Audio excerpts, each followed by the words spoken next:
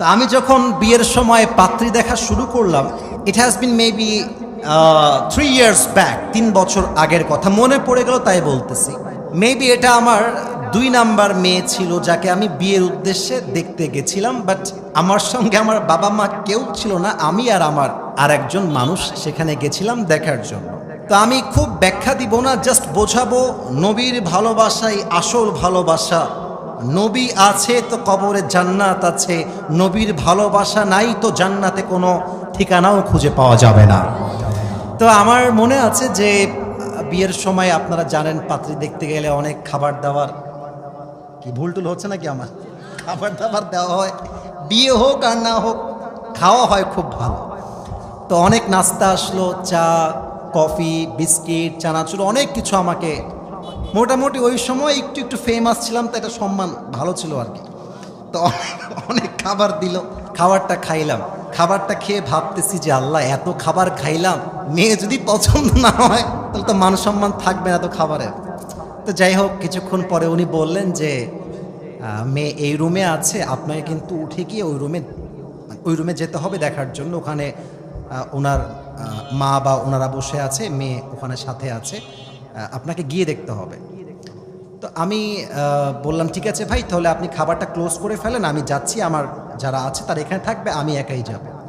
তো আমি গেলাম, দেখলাম মেয়ের যারা মাহরাম তারা পাশে বসে আছে, দাঁড়িয়ে আছে। ওখানেই দেখলাম কিছু কনভারসেশন হলো, কিছু কথাবার্তা বললাম, সে কিছু প্রশ্ন করলো, আমি কিছু প্রশ্ন করলাম। শেষে গিয়ে মেয়েটা বলল যে আমি একটা কথা পার্সোনালি বলবো, কেউ থাকতে পারবেন না, আমি একটা কথা ওনাকে জিজ্ঞেস করতে চাই। আমি খুব ভয়ে ভয়ে, ভাই কী যে বলে আল্লাহই ভালো জানে। আবার মেয়ে মানুষকে বিশ্বাস করাও বড় দায়, কোন দিক দিয়ে ফাঁসায় দিবে তাও বলা যায় না, ঠিক না? মেয়ে মানুষকে যারা বিশ্বাস করে চোখ বন্ধ করে, সব মেয়েকে এক পাল্লায় মাপি না, বাট বেশিরভাগ মেয়েদের কাছে যুবকদের জীবন নিয়ে খেলতে বড্ড ভালো লাগে যুবক ভাইরা, তাই না? তো খুবই অ্যালার্ট, সাবধানে ছিলাম। তো মেয়েটা আমাকে বিনয়ের সাথে একটা কথা বলছে যে ঠিক আছে, আপনার তো আমাকে মোটামুটি পছন্দ হয়েছে, আমারও আপনাকে অনেক পছন্দ হয়েছে, আপনাকে আমি আগের থেকেই চিনি, আপনার ওয়াজ আমার পুরো পরিবারের সবাই মোটামুটি শোনে, আমার সবাই আপনাকে ভালোবাসি, পছন্দ করি। তো মেয়েটা বলছে আমার একটা ছোট্ট আবদার ছিল, যদি আপনি রাখতেন। তো বলছে হ্যাঁ। আমি বলছি প্লিজ ওয়াই নট, আপনি বলেন, যদি হয় I will try my best, আমি রাখবো, চেষ্টা করবো। তো মেয়েটা বলছে দেখেন আপনার সবই ঠিকঠাক, ড্রেস আপ, গেট আপ, চেহারা, কথা, কমিউনিকেশন স্কিল সব ওকে আছে, বাট আপনাকে এরকম চাপ দাড়িতে কেমন একটা খ্যাত খ্যাত লাগে। তো আপনি যদি দাড়িটা ক্লিন শেপ করে ফেলতেন, অথবা দাড়িটা মিশরি কারিরা দেখবেন দাড়ি রাখে একদম, কি বলবো এটাকে, কাটা কাটা, মানে লেগে থাকে গায়ের সাথে, চাপ দাড়ি না, কুচি কুচি দাড়ি, ছাঁটাই করা দাড়ি, যদি ওই দাড়ি রাখতে পারেন দেন আমার কাছে মনে হয় আপনি খুব বেশি হ্যান্ডসাম লাগবে আপনাকে দেখতে। এই কথা শুনে আমি বললাম ইয়ার মানে ক্যা সোচা থা আর ক্যা হো গিয়া, ভাবলাম কি আর হইল কি। তো বললাম ঠিক আছে, আমি একটু ভেবে চিনতে আপনাকে জানাবো। তো নাম্বার নিল আমার, আমিও নাম্বার নিলাম।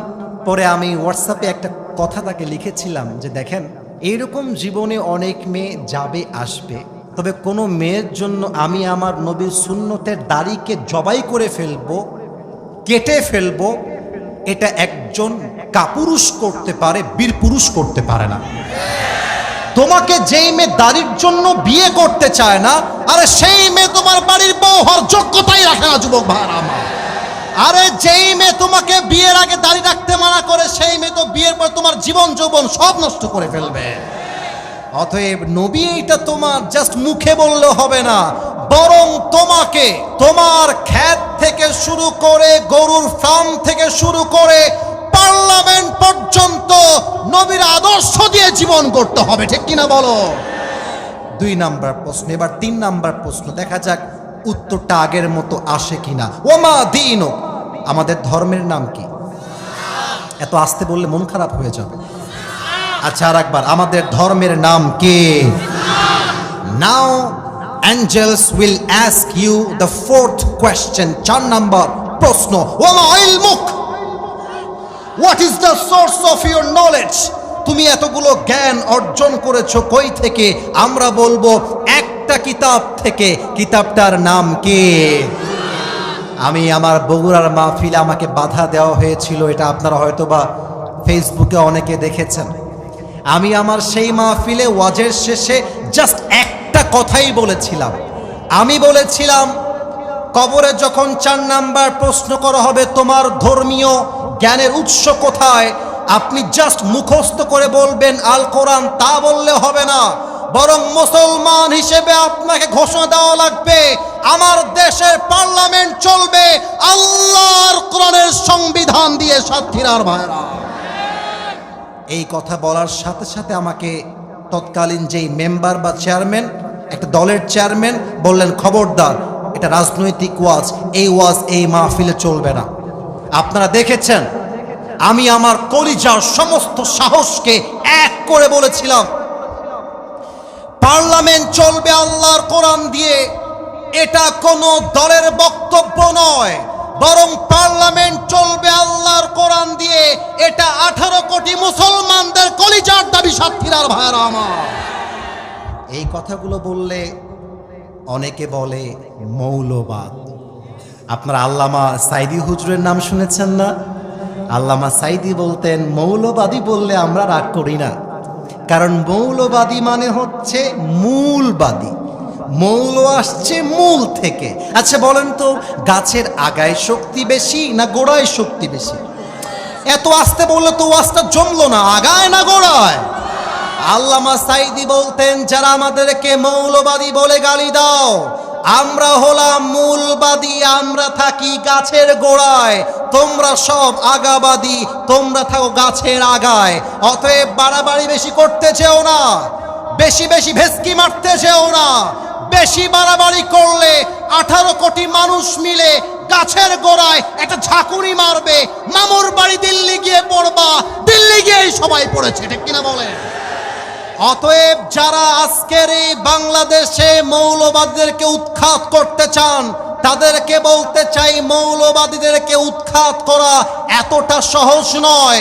মৌলবাদী আসলে মূলবাদী, এবং আমি গ্যারান্টি দিয়ে বলতে পারবো, আগামীতে ইসলামের পতাকা বাংলাদেশের পার্লামেন্টে শুধু নয়, আগামীতে ইসলামের পতাকা আমেরিকার হোয়াইট হাউসেও পথ করে উড়বে। হাত তুলে বলো ঠিক কিনা? অতএব আমার গ্রন্থ আল কোরআন মুখে বললে হবে না, কাজেও প্রমাণ করতে হবে। শেষ কথা, কয়েকদিন আগে একজন ছোট্ট বাচ্চা রেপ হয়েছে, নামটা মনে আছে? রামিসা। কালকেও কাঁদছিলাম, কথাটা বলতে গিয়ে কান্না চলে আসছে। ছোট্ট একটা বাচ্চা মেয়ে গলাটা কেটে ফেলেছে। একবার ভাবেন তো, আপনার মেয়েটাকে, আপনার ছোট্ট বোনটাকে রেপিস্ট রেপ করে গলাটা কেটে রেখে দিয়েছে, আপনি গিয়ে দেখছেন দেহটা একদিকে গলার একদিকে। ভাবেন কি হবে আপনার? আমার ছোট্ট একটা বোন আছে, সরি, নাম হচ্ছে বুশরা। যারা ফেসবুক ইউটিউব চালাও, কয়েকজন দেখলে দেখতেও পারো তোমরা, যুবক, বয়স 8-9 হবে। রামিসার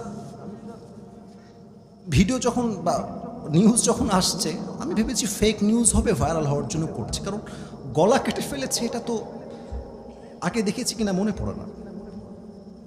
পরে দেখলাম যে বড় বড় টেলিভিশন থেকে নিউজ হচ্ছে, চোখের পানি আটকাইতে পারলাম না। একটা বাচ্চা শিশুকে ধর্ষণ করে গলা কেটে ফেলে দিয়েছে। একটা মানুষ কতটা জানোয়ার, নিকৃষ্ট, চরিত্রহীন হলে এই কাজটা করতে পারে।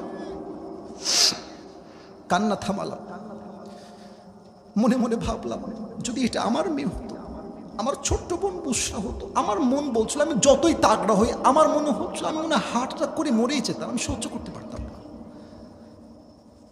এর আগে মাগুরায় একজন ছোট্ট শিশু রেপ হয়েছে, না মনে আছে? আসিয়া। এখনো বিচার চলছে, হয় নাই।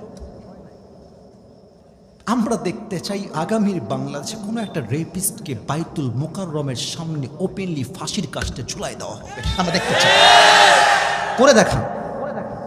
আমি স্পষ্ট নাম ধরে বলছি, বাংলাদেশের রানিং প্রাইম মিনিস্টার, প্রধানমন্ত্রী, মাননীয় প্রধানমন্ত্রী জনাব তারেক রহমান সাহেব এবং তার দল বিএনপি, সবাইকে বলতে চাই, আপনারা উদ্যোগ নেন। আমার খুব অবাক লেগেছে, স্বরাষ্ট্রমন্ত্রী বলেছেন আমরা মধ্যযুগীয় অবস্থানে নেই, আমরা এখন মডার্ন যুগে আছি। মাথায় রাখবেন, মধ্যযুগীয় যুগ বলে যদি আপনি সেই যুগকে অবমাননা করতে চান, এটা সোজা ইসলামকে অপমান করা হবে। এটা সোজা আমার নবীকে ইনসাল্ট করা হবে। নবীর যুগ কখনো মধ্যযুগীয় যুগ নয়, নবীর যুগটাই আসল সেরা স্মার্ট যুগ।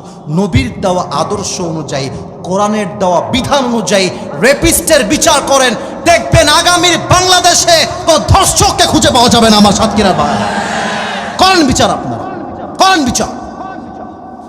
জাস্ট গিয়ে সান্ত্বনা দিলে হবে না। আরে আমার মেয়ে মরছে, আমি সান্ত্বনা দিয়ে কি করব?